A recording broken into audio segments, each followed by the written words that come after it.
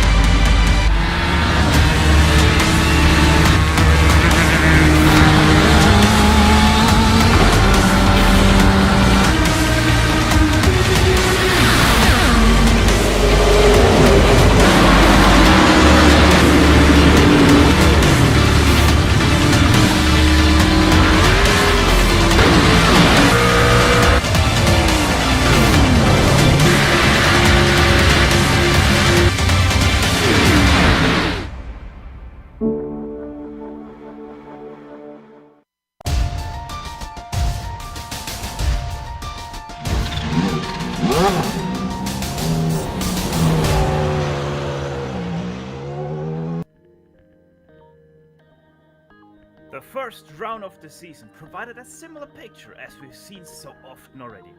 Mick Cledge getting challenged by a competitor, but eventually comes out victorious by being less subject to making mistakes. However, this time around, we're to the sand of Laguna Seca, which has already provided great spectacles throughout its years of service, like the one in 2018 between Stone and Rossi on the two-wheelers. Something you most definitely can expect from today's race as well. So buckle up and get some popcorn and join us today as we ready to watch round 2 of the Grand Prix Legends Series live here on the global SimRacing channel via the iRacing eSports network. Speaking to you from the press box up high is Stefan Schlacher alongside Ryan Walker. Turning knobs and pushing buttons behind the scenes, sound director Sean Craig Ambrose, and he's using cameras provided by the great Dougie Beard. Most famous for the 6 stories dropping chicane, also known as the corkscrew, Laguna Seca has so much it's got to speak for itself than just turn 8s and 8A. So why not let us head trackside with our GSRC track guide.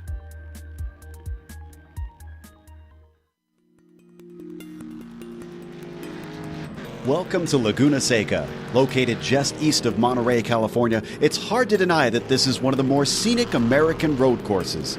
It travels up and down a hillside which not only offers spectacular views, but one of racing's most iconic corners. Clocking in at 2.25 miles in length, 11 turns split up the current configuration. I say current because up until 1988, the track's layout was shockingly simple with a mere 9 dangerously fast corners.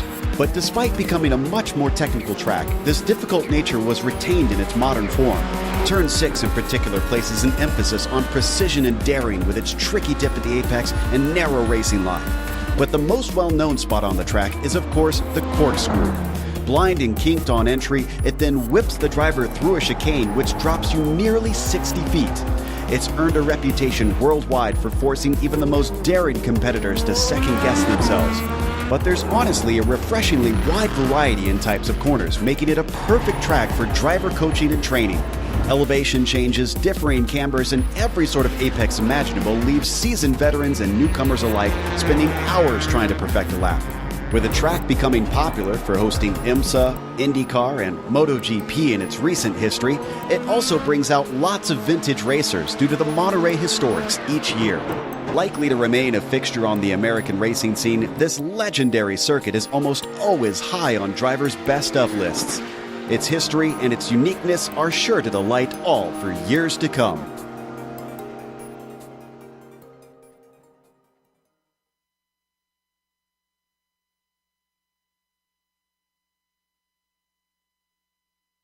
Joe Peak talking you a lap around the Laguna Seca. Are you looking to take advantage of GSRC's over 1 million monthly global impressions? From official series sponsorships to commercial placements, we have advertising options customizable to suit your company's needs. Follow the link in the description to learn more. And as always, learning more, that's what we're all about here at GSRC. So Rhino, what can you tell us about today's track? Laguna Seca is such a fantastic track, and it's got a bit of history about it as well. We know in real life it hosts a whole range of series from a Pirelli World Challenge to the IMSA WeatherTech Sports Car Championship, and also some of the Pirelli World Michelin Pilot Challenge rather. And it's also had a bit of history for hosting IndyCar as well. But today it will be hosting round 2 of the Grand Prix Legends series. This fantastic track is 2.23 miles in length, or 3.602 kilometers if you prefer to use that. Has 11 turns and is located in Monterey, California. Yeah, as always, as already said, should be a very interesting venue for today. And the biggest news already comes in the form of the F1 Drivers' Championship. Mick Cledge did win the first race, but it is that Mick Cledge is not here today as his Rift did fall off his table and it broke the right eye. So he can't race here today because he's not able to race on a single screen. Just not safe enough to race around. So he's gonna sit out here today, which means Rafael Dorado, second place in the championship. He might take over the first place here today with Rob Bolnick in third, Phil Lake in fourth, and Alessandro Parisi will be your 5th place driver in this championship standings, but we're only the 2nd race in, so a lot is going to change in the coming weeks. Ryan, what can you tell us about the F2 championship? The F2 Championship is, even though we're only 1 round into the season, or 2 rounds into the season, if you count Laguna Seca, but at the moment, the F2 Championship is currently being led by Marlon Williams, who had a pretty good race at Watkins Glen last week, but a 2nd place, it came not far behind, is John Vetrano with 16 points. Rounding out the top 3 is Finland's Jan Lehmann, and then Andre Schumacher in 4th, with Douglas Cloud rounded out the top 5. So the F2 Championship is still real close. And I think this season in the F2 Championship is going to be exciting to watch. Very much so. Looking at the last championship we have for you guys, that's the Nations Cup as always. United Kingdom right now leading that one with 50 points, 5 points ahead of the Netherlands. The United States is sitting there in 3rd, Italy 4th place, and Norway in 5th.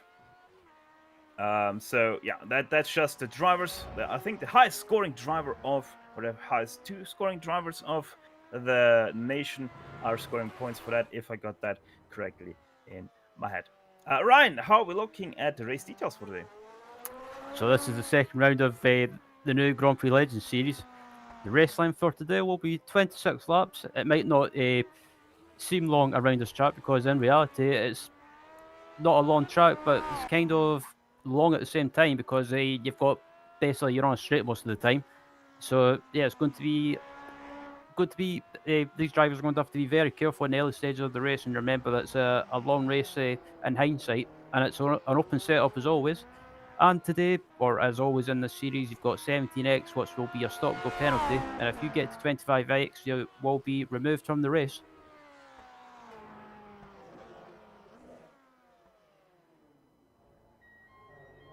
And yeah, Ryan, I think we might see some people getting really close to those 17x here today. A lot of areas where you can most definitely run off track, and as you can see in the background already, our qualifying session is well and truly underway. Rafael Dorado right now leading ahead of Ovid Traingrade, but there's only 46 1,000ths of a second. Yep, and Ovid Traingrade has always been quick in this series and with this car as well. And I think he could give Mr. Dorado a run for his money today, as Ernesto Ramiro comes across the line to complete a lap, but I don't think it counts. Yeah, did seem like that. Rob Olnick, 3rd place. Bill Talla right now also 4th place. They've already pretty much everybody completed their laps here. Sebastian Tixier is still driving on his 2nd lap, but it looks like that one is rather slow, as we're looking at PJ Gotti. Let's see what he can do. And that was already his 3rd lap, so that didn't count here as well.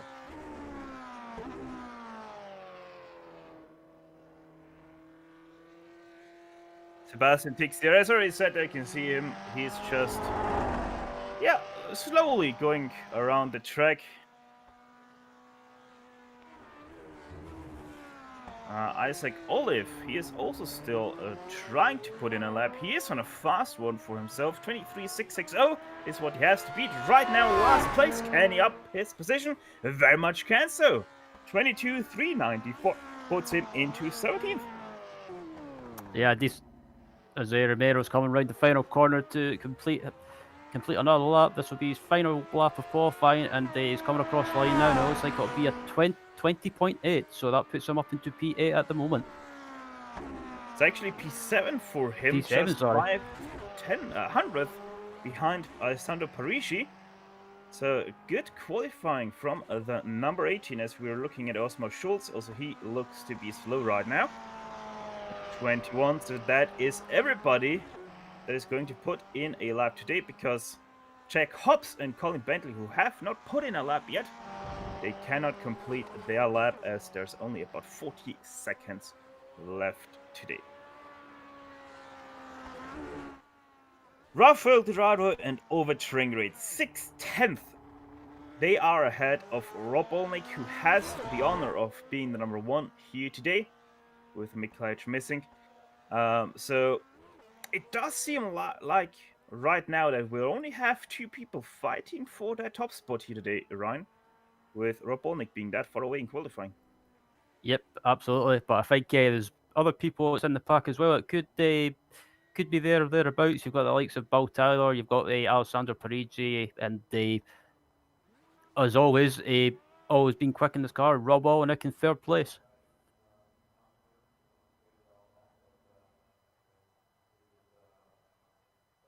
Alright, since the qualifying is pretty much over, we can go to the grid here right now. Rafael Dorado, as already said, he is your first place here today. He is having his first pole position in this series, in this season, with a 19.704 over train grade. Second place for him with Rob Olnick in third, Bill Tyler in fourth place, Mikko Lino, he is a new face in the series, fifth place for him, so great qualifying for the Finn there, with Alessandro Parigi, as already mentioned, in 6th, Ernesto Romero just behind in 7th, Sebastian Tixier, Paul Foster, and Antonio Rees round out top 10. Starting in 11th is Gines Ruiz Nunez, 12th is Borja Valero, Chris Maracami 13th, Gary Teal 14th, PJ Galdin 15th, Laus Olsen in 16th, 17th is Isaacov, 18th is John Vetrano, Osmar Schultz in 19th, and starting in 20th is Colin Bentley, and rounding out the grid in 21st is Jack Hobbs. And that is already everybody here today in this split, because we most definitely have 2 splits racing here today. 42 drivers have signed up. The top 21 in the iRacing standings are in this session. If you want to keep up with all 21 of your drivers here today, you can head over to GSRC.tv for all your timing and scoring needs. Engines are harmonizing. We're ready to drop the green flag here today at Laguna Seca, and they are off. It's a great start from Rob Olnick. It's also a very good start from Rafael Dorado from first place. But in behind, the battle is on already for second place. Rob Olnick, a little bit of a slide there through turn 1, and they nearly come together. But much space given between those two. And look now, here comes Rob Olnick on the outside now for turn number 3, and that's not going to work for him. Over train grade breaks later and continues to drive in second place. And that was a fantastic start for Rafael Dorado. He got a great launch off the line, and the Ove Trengrid kind of got left behind and was under attack from Rob Olnick at the moment, but managed to hold the position. And at the moment, hopefully I don't jinx it, but at the moment everyone seems to have survived so far in lap 1. Yeah, most definitely it does seem like that. Turn number 6, the first trouble spot for our drivers. That's Paul Foster, and it's actually Antonio Rees himself who goes a little bit wide there. Oh, Dorado off! Oh, Dorado, he goes sideways. He able to save it on the gravel, but he's losing many positions down to 4th place, maybe in 5th place. No, Bill Tyler is not able to take him there. Unbelievable. I thought Rafael, he looked so sketchy under braking into the corkscrew. Just about to look at the replay now of Rafael Dorado making a mistake, and this is on the run up to the corkscrew, and he's already sideways before he brakes, and he just loses it under braking and throws it off into the gravel. Yeah, so seems like first lap nerves there for Rafael Dorado. That really did throw him off. But it's the good thing that was only in the first lap. He didn't lose too much time. He is about 1.5 seconds behind over train grade. And yeah, right now, Ryan, Rob is able to keep pace with Ove. Yeah, he's doing a good job, and he's staying with Ove at the moment. And maybe these two might work together and try and pull away from the rest of the pack, because they're starting to build up a little bit of a gap to Dorado in third place. And I just watched the replay from my end as well, and Rafael Dorado missed the brake marker by a mile.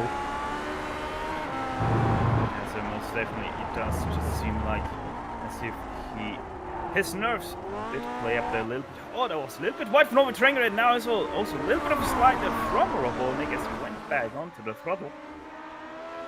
So it continues to be the trouble spot for these guys in the first 2 laps, with now also Rob Olnick and Ove Trengrid having a small mistake after the mistake from Rafael Dorado just ago. Cloud cover, a little bit of a thing here right now. partly cloudy sky, by the way, 20 degrees Celsius in the air, 36 degrees Celsius on the track, and some high winds. It's 10 miles or 15 kilometers an hour. Yep, it's a complete lap 2. Complete lap 2 onto lap 3 now, and still Trengrid's leading from Olenek. As there's a battle for P4 going on at the moment, and P4 by the looks of it is Nico Lino with Bill Tyler and Alessandro Parigi and a couple of other cars in this pack as well. So yeah, this train is starting to build up slightly. Nico Lino, he already did gain a position from his 5th place. That was over Bill Tyler. So it's going to be interesting to see how that's going to play out. Lino was actually 3 times slower in qualifying than Bill Tyler. But you can see all the cars behind him. It's a big train. Goes pretty much all the way back to his that in last. That is Borja Valero. He is in 14th position right now. But Nicolai is starting to get a little bit away there from Bill Tyler as we're continuing to watch these guys. Yep, absolutely. Sorry, Steph. Oh, go ahead. I was just going to say, as he came into the final corner, and Lino's, like you mentioned, is starting to pull away ever so slightly from Tyler behind him, because it looks like Bill Tyler is coming under huge pressure from Parigi and Sebastian Tixia. Gary Thiel in the pit lane there, just in case you were wondering. He is exiting. Oh, that's Alessandro Parigi and the green car behind him, Sebastian Tixia, nearly coming together. As now there's Gary Thiel, who has to make way for these guys. He doesn't really get out of the way too nicely. Interrupts the battle between Tixia and Ernesto Romero. That's not gonna be happy faces right there under that blue helmet from Romero, and he's getting the block on once again, has to swivel to the left side. And now he is past Gary Thiel. And I don't like to go away from battles or anything like that, but I'm just watching back up at the front as well. In second place, Rob Olenek is under pressure from Dorado, and Dorado, it looks like he's in a bit of a, you could say, angry driving mode at the moment, because he's managed to close it back up to Rob Olenek really quickly. Yeah, he is on fire. Rafael Dorado already back up to second place. He did put in the fastest laps 2 times in a row. 20.004 was the last one, about 8 tenths faster than Rob and 2 tenths faster than Ove, so he most definitely has the speed to go right now. He just has to find a way around. Maybe it's into turn 2 already. No, too far away for Rafael right now, but there's a slide from Rob Olnick. It opens the door, but also he has the slide. Whoa, both of them managed to hold on to that beautifully, and yeah, I think Olnick's feeling the pressure at the moment, because he's fallen back from Ove Trengrid, and Dorado is just putting him under huge pressure, and I think it's just a matter of if not when the move gets done, as Dorado goes to the outside. Oh, there you go. To the outside, has to slow down a little bit more, tries to set it up for the exit, but it doesn't really work out. But as you said, it's not if, but a when question. This will happen. Another little bit of a wiggle there out of turn 5, up the Graham Rahal straight they go, and once again Rafael are just not able to get alongside Rob Olnick. He has to wait for a few more corners. Will it already be turn number 11, or will he wait for turn number 2? Well, that's kind of look. Will he be able to set it up through turn number 10? A little bit of a dip, very much camper. This really helps. Lotus 49 of Rafael Dorado. Here comes the dive bomb to the inside, side by side on the apex. He gets it stopped, but he can't put it down, power down. So Rob Olnick continues to fight for second for another lap. Well, credit to Rafael for having a go, but I thought that was going to end up in disaster when he made that lunge up the inside. But luckily, both of them managed to survive, and Dorado is absolutely just trying everything to get by, but he can't do anything about it at the moment. As he gets close to Olenek on the braking, and just about runs into the back of him. Oh, there's another mistake from Rob Olnick. Really did slide out through turn 4, and Rafael Dorado says, "Thank you very much, but not too fast without Rob Olnick." He comes back on the brake side by side, and look at the launch he's getting off of turn 5. What is that setup? It's all about acceleration. He manages to sneak by once again. And Dorado, he needs to be careful, Dorado, as well. It's all good and well with trying to make a lunge up the inside, but if if he does it again and he locks up, that is just going to end up in disaster and contact between the both of them. And not far behind as well, just watching it too, is Lino and Tyler slowly catching up to these guys.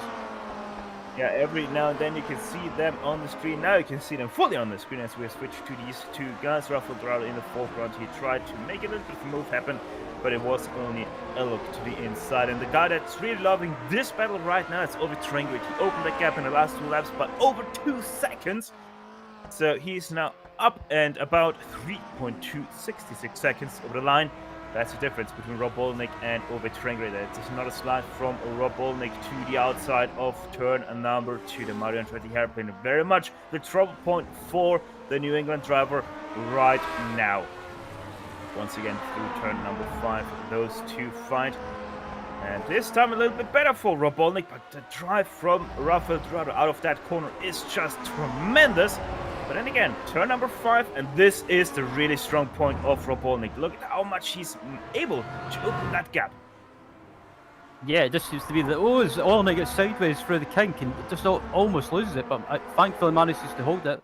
But Rafael Dorado, I think Dorado is making Olnick slightly rattled, judging by the way Olnick's driving at the moment. 4/10 continues to be between those two guys. As by the way, with Mikko Lino, if they would be able to catch up to this battle for second place, he would bring that whole Congo line behind him that reaches all the way back to Antonio Rees. That's possible. I mean, just watching Olnick and Dorado battle on the way, it's allowing the guys behind them to catch up as Ovi Trengrid got a little bit sideways into turn 1 but manages to gather it up. But yep, the pack behind are slowly catching or closing up to, I should say, the back of Dorado. Once again, Dorado shows how difficult it really is to pass around the Laguna Seca Raceway.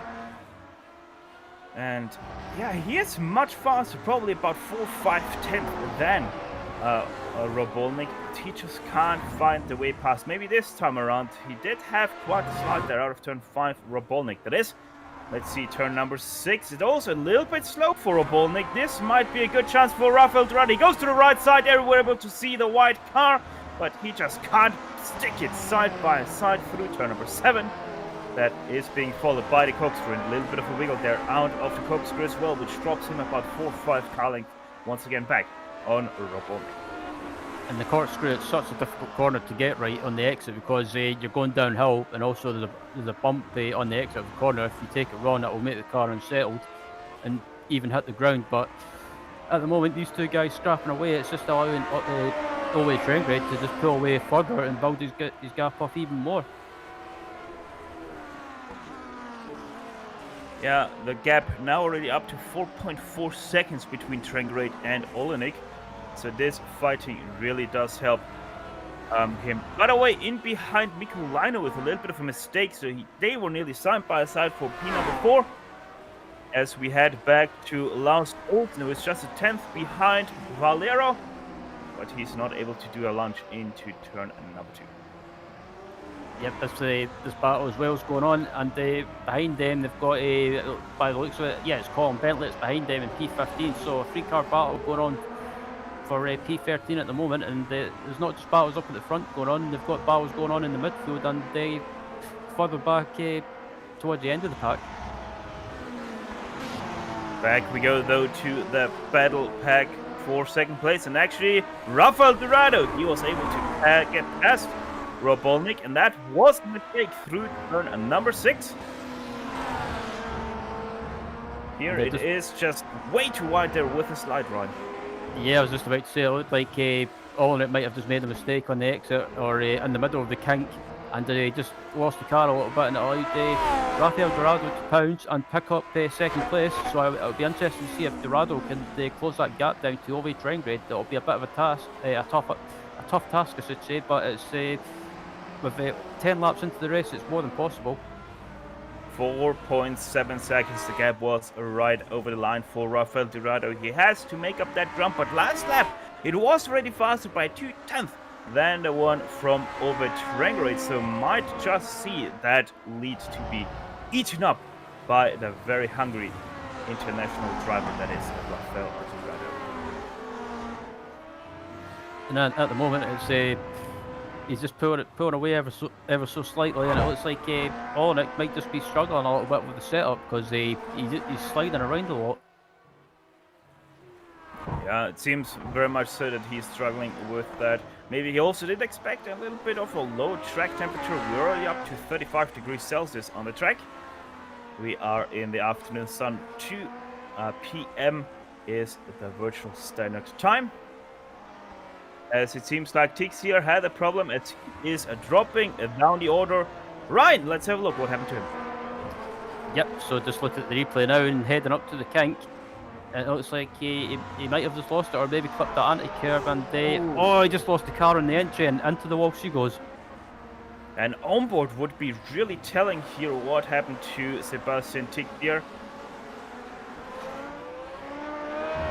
But yeah, we can't get that as it seems like his onboard camera wasn't working for the Asian man. But yeah, just overcorrect. I think he overbroke that one a little bit and thus lost the rear on the entry. As we're gonna go back to Laust Olsen, most notably, or rather most known for driving the Nissan ZX Turbo GTP in the Camel GT series on just a few hours from now, also here on the Global SimRacing channel, so most definitely check that out if you like your classic cars. The yellow and green car of Laust Olsen right now sitting in set 13th place is looking a little bit inside the top 10. I think it's not too far-fetched. It's only 5 seconds between himself and 10th place. As well, the battle for P9 is going on at the moment. That's between Chris Maricami and just behind him is John Vetrano. So Maricami under huge pressure, and Chris Maricami is a name that we recognise from other leagues.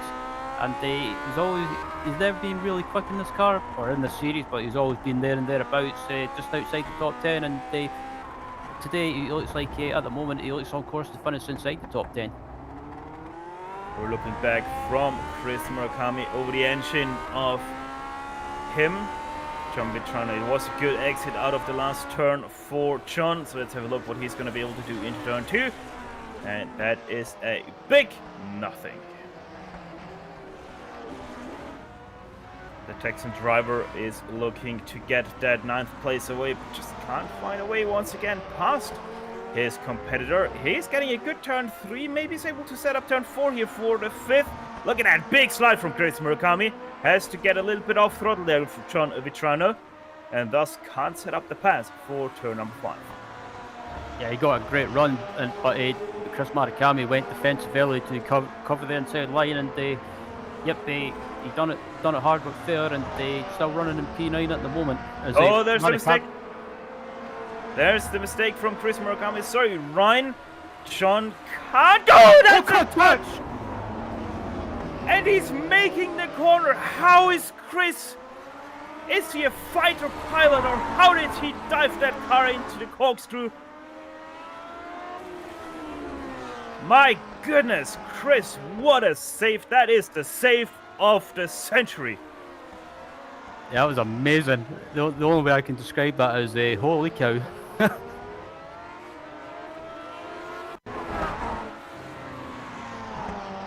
That was incredible. So just look at the replay now, and Vetrano gets a great run heading up to the corkscrew, and Maricami brakes, and I think John might have just been caught out ever so slightly. And I'm amazed that Maricami never got any rear end damage or even suspension damage.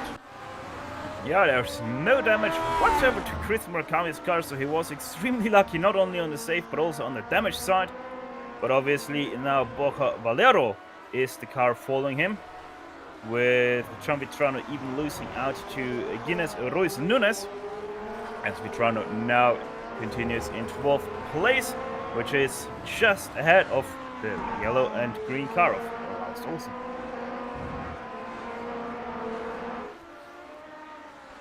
As the battle for P4 is going on between Bill Tyler and Miko Lino, and it looks like Lionel has got a great exit on the final corner, but he's not close enough to head down to the Andretti hairpin.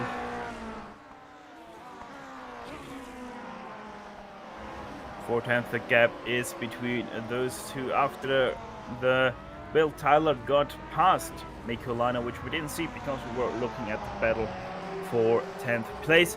Mikko Lino is not really dropping away. Bill Tyler, yes, he got past, but it seems like the pace is pretty much even between those two, as Mikko Lino is just behind the gearbox of Tyler.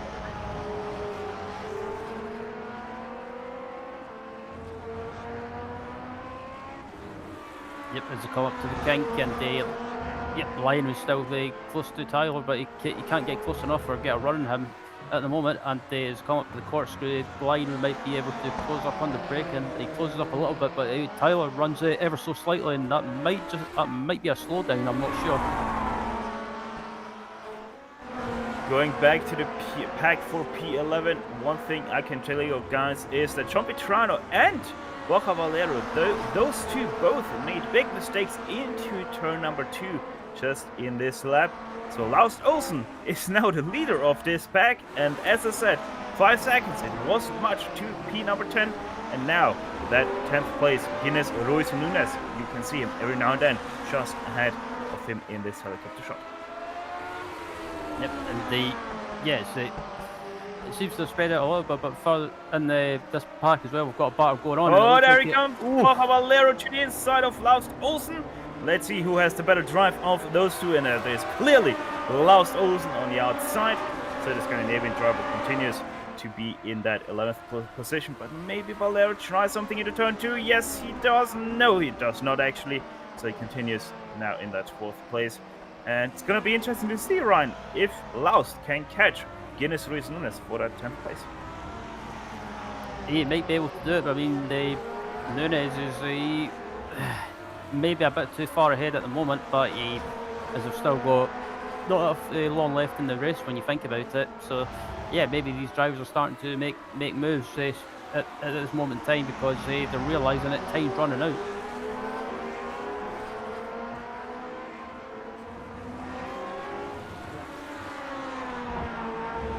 Olsen a little bit wider through turn number 5, maybe opens a little bit of a chance for Borja Valero, but he decides better of that smart move.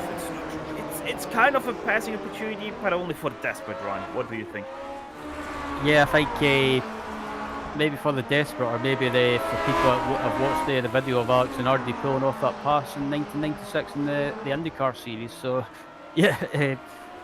But I don't think anyone. Is Olsen's under attack, and it looks like Valero is up the inside, and he's got a great run in the exit of the final corner. But Laust Olsen pulls ahead ever so slightly as they head up to turn 1. Yeah, and Laust Olsen actually gives back that position to Borja Valero. So interesting move there. Didn't really want to go side by side into turn number 2, Laust Olsen. So he is now back into 12th place, which promotes Borja Valero into 11th place, and they're not really being able to catch the Guinness Ruiz Nunes, as that gap has now completely opened up to 5 seconds, with the last lap being a full second slower than 10th place. And did we just lose over train grid? No, he just went to the shadow realm for a second. He's back, but I can report that gap is being eaten down by Rafael Dorado. It's now down to 3.7 seconds between Overtrain Grid and Rafael Dorado at the track. Yep, so Rafael is not hanging around by any means, and at the moment, he's actually closing that gap down to Ove really quickly. But I think can he close it down in time to try and challenge for the win? It's going to be close, put it that way.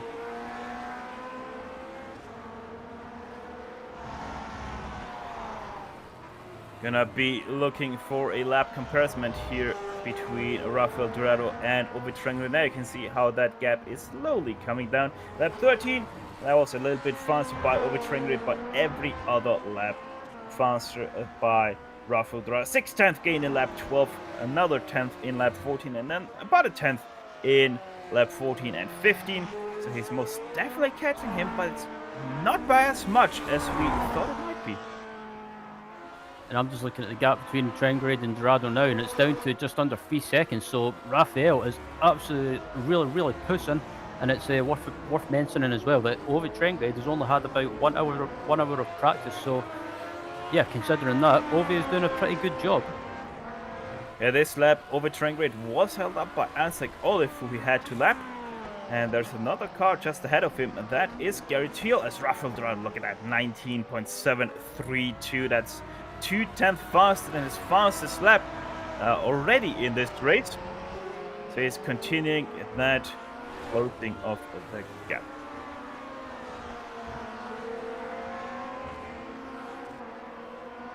As Ovi Trengade is coming up to lap a back marker as well, and hopefully Ovi doesn't catch up to the back marker in the wrong place, especially through the kink, because it's hopefully he gets the back marker on the exit, and the back marker the back marker gets sideways a little bit.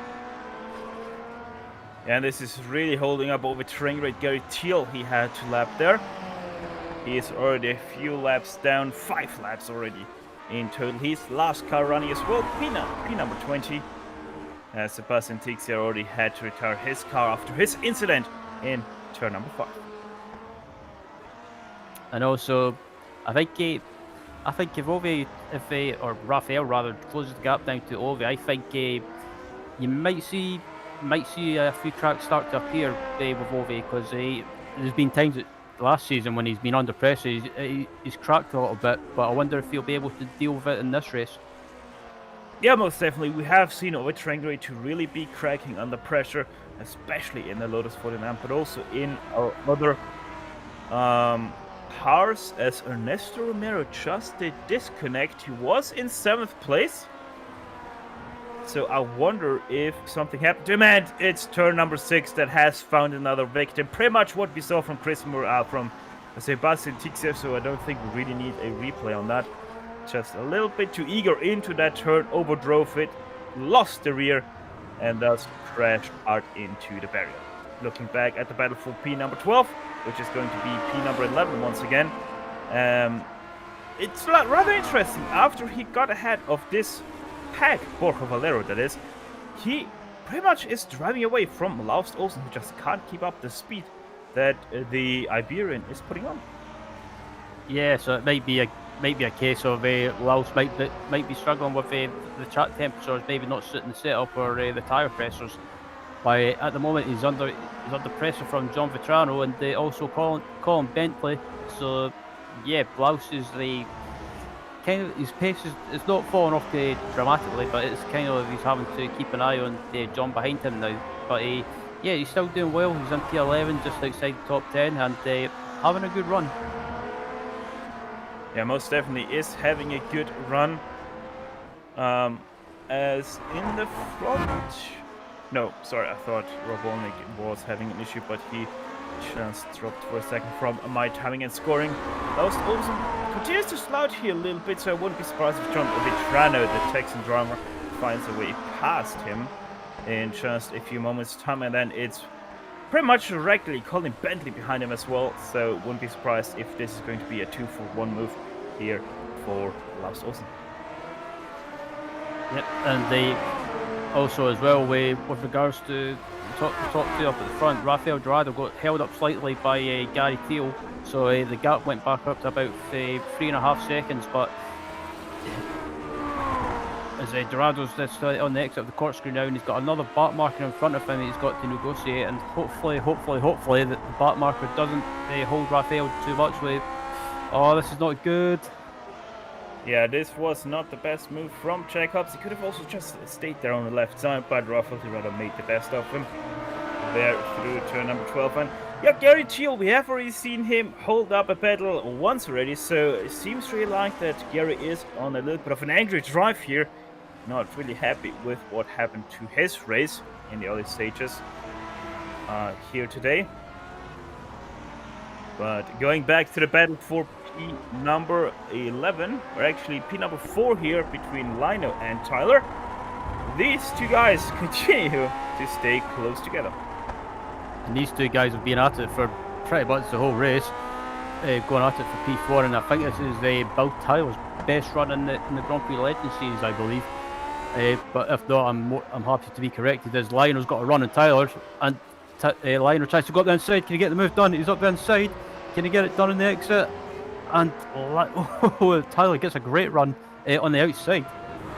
Yeah, a little bit of a slide there from Lionel that did seal the deal on that move to make it a no if there's a car spun on the outside. That's Jack Hobbs not interfering with this battle right now. They're also coming up to Isaac Olive here in just a few moments time. So that might also be a very interesting picture to see what Olive is going to do with those two. As by the way, for battle for P11, that is now a battle for P number 10 is Borja Valero made a big mistake through the corkscrew last lap, and Laust Olsen has caught up to him for that battle to make it a four-way fight for 10th place. Yep, and Laust Olsen is also dragging John Vitrano and Colin Bentley along with him, so this is, I thought Vitrano was going to take a sneaky look up the inside into the corkscrew, but he decides better of it, and we could be on for a 4-car battle for the fight, for the final position in the top 10, so yeah, this is going to be really exciting to watch in the closing stages, but I'm just watching the gap up at the front, and it's down to 2.1 seconds, so Dorado is absolutely on a mission. Yeah, well, we have the cameras on the battle for P number 10. I'm having also a little bit of a look for P number 4. If something happens there, you will get notified right away. Let's see what happens here into the Andretti hairpin. Seems like no look whatsoever from Vitrano here for P number 11. So Laust Olsen continues to be safe for now, but for how much longer? He most definitely looks like he is racing with a hand behind his back, because that car just doesn't look happy whatsoever.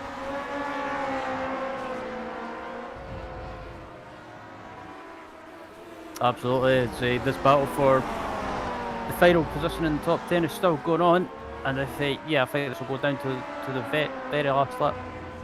As they back up at the front, Dorado is absolutely on it. He's managed to again close that gap down to about 1.7 seconds. Yeah, the last lap was 4/10 faster, and lap 21 was horrible from Ove Tringerud, where he most definitely did make a mistake. So that gap is now down to just 1.5 seconds between Tringerud and Dorado. And it just is a question in the room. Will Ove make a mistake when he comes under pressure? It's 4 laps to go, pretty much 3.5 laps here to go in Laguna Seca between those two to fight it out who is going to win today's Grand Prix Legends race. That's a little bit of a mistake from Rafael Dorado. Whoever wins today's race is going to take over the championship lead, by the way. So this is not only a fight for a win, but also a fight for the championship lead. Ove Tringerud has to win the race to take over the championship lead. Rafael Dorado pretty much only needs second place to also be tied in points with Ove Tringerud, but obviously a win is just that much sweeter. As the break for the Andretti hairpin, and Dorado closes up slightly under braking, and you can just see they're in the same picture now. That gap is getting smaller and smaller ever so slightly, and they're riding on board Dorado now, and it's down to about 1.1 seconds. I think I don't know who to predict to win this race, but I'm absolutely loving this battle for the win. Yeah, most definitely 2 laps to go for Rafael Dorado after this one. Oh, that's another slide from Ove Tringerud. That's a big mistake. He has to even lift here. He was on the gravel, and this has closed up the gap. We now have a fight on our hands. 4/10 gap is looking at Rafael Dorado, already looking to the inside here through turn number 8 and 8A. As he now goes through the last section here. Rafael Dorado or Ove Tringerud, who's your money on? If Ove makes another mistake, I think Dorado is going to take the first opportunity he gets and pick up the lead. But Ove Tringerud, at times he can be very good at defending, but he seems to be overdriving a little bit now. He's starting to get that bit of a rattle feeling, if you like. Yeah, he is starting to put on what we know as the overdrifts, just completely sideways out of pretty much every single turn. And that might be a nail in a coffin if he overdoes those drifts even more. Rafael Dorado, it would be his first win of, I think, ever. He only joined us last season, so Rafael Dorado most definitely could make here some big points up on his main rival, that is Mick Cledge, but also on the guy just ahead of him, Ovi Trengrid. He is just third place in the standings, so the Norwegian most definitely is looking to take one up here on Rafael Dorado, and especially Mick Cledge, who is still obviously missing in this race with his issues. There's a coming to the exit of the corkscrew now, and Rafael is just, he's absolutely throwing this car around. He wants this one badly, and this I think that, yeah, this will be his first, if he does take the race win, this will be his first win in a broadcast race in this series. And as they come up to the final corner now, and once they come across the line, they will be on to the final lap, and yeah, it's game on. Both want it bad, but who wants it more? It is Ovi Trengrid versus Rafael Dorado. They are about 11 seconds clear of third place, so this is only between those two and those two only. Rafael Dorado first attack into the Mario Andretti hairpin wasn't run, so now turn 3, turn 4, maybe turn 5, but he has to set it up through these two right-handers for the left at turn number 5. Let's see how he does this one. It's a good launch for him, as we have seen throughout this race over Rob Olnick, but it's not gonna get him much closer to the back of Ovi Trengrid. Turn number 5 here, the uphill left-hander, and he is much closer than the laps before than we have seen him. So let's see if he can set up turn number 6. That's a good launch for both of them, so that's not gonna be an opportunity for Rafael Dorado with that right-hand king through turn number 7. It's the corkscrew. Let's see how those two are handling it. Both are good on the binders and also on the loud pedal. Turn number 10, 9, 10. It's not a passing opportunity, so there's only one more left. Turn number 11. It's a good turn 10 for Ovi Trengrid, and if he just can't keep it all together here, he is gonna take away today's victory. It's a little bit of a slide for both of them, a bigger slide for Rafael Dorado. That seals the deal. Ovi Trengrid is your winner here at round 2.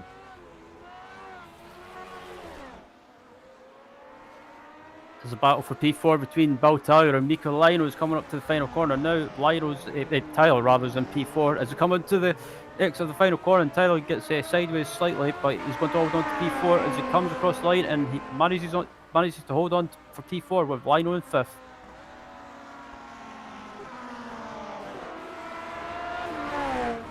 Going a little bit back, that is between Laust Olsen and Colin Bentley. P number 11, they're not going to be able to catch up to Chris Murakami for that 10th place, who got passed by Borja Valero just a lap ago, by the way.